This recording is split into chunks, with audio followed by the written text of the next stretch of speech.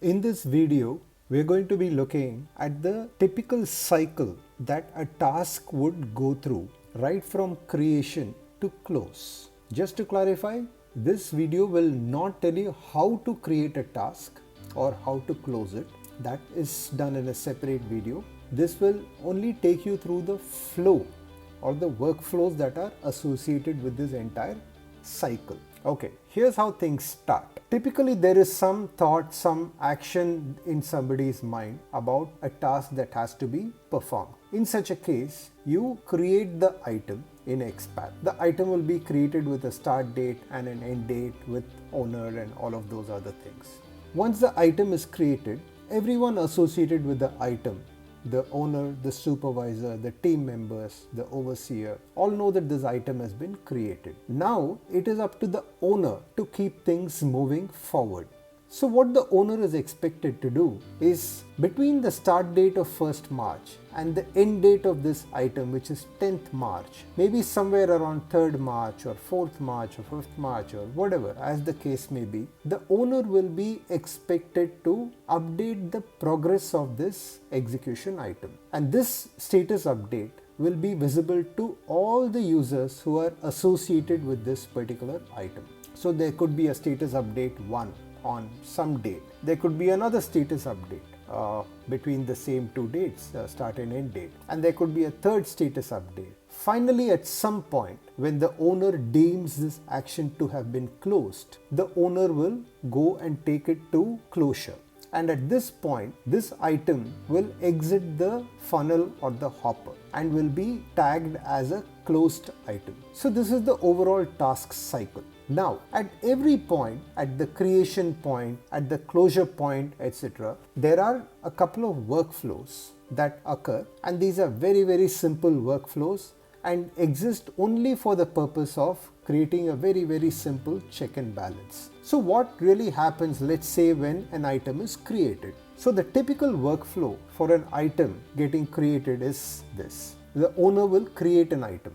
This does not immediately become active in the system. What happens is that it gets taken through a very small approval process. So once the owner creates the item, the system will send this item to the supervisor for approval. Now the supervisor may approve or not. If the supervisor rejects it, then the item is sent back to the owner along with a rejection notification.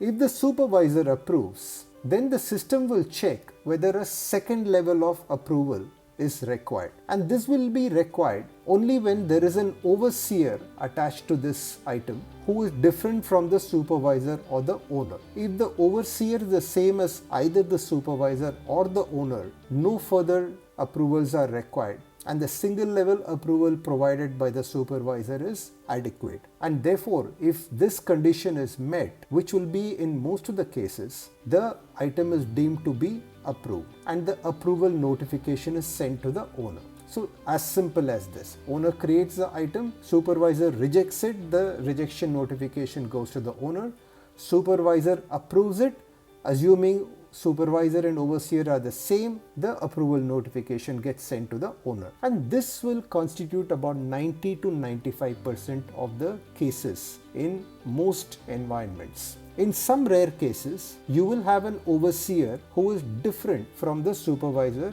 and the owner, where there will be a 2-level approval required. In such a case, this item, after the supervisor having approved it, will then be sent to the overseer for approval. Now, the overseer has two options. If the overseer does not approve it and rejects it, the item is again sent back to the owner and the rejection notification is sent to the owner and the supervisor. Assuming the overseer approves it, the approval notification is then sent to both the supervisor and the owner.